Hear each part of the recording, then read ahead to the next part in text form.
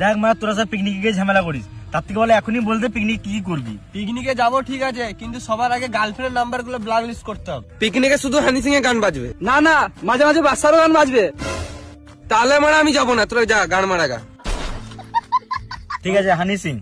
দেখ আমি আগে থেকেই বলে দিচ্ছি, বিয়ার থাকলে আমি খাবো না, শুধু মদ আর মাংস খাবো। বেশ, যেটা পাবো সেটা খাবো।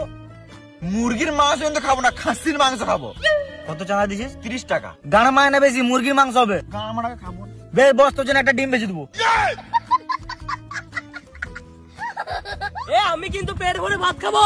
ভাত খাবো না, শুধু মদ আর মাংস হবে।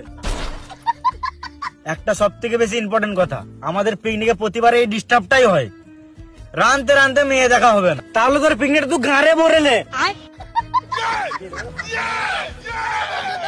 বেশ আয়, রান্না বন্ধ রেখে মেয়ে দেখবো।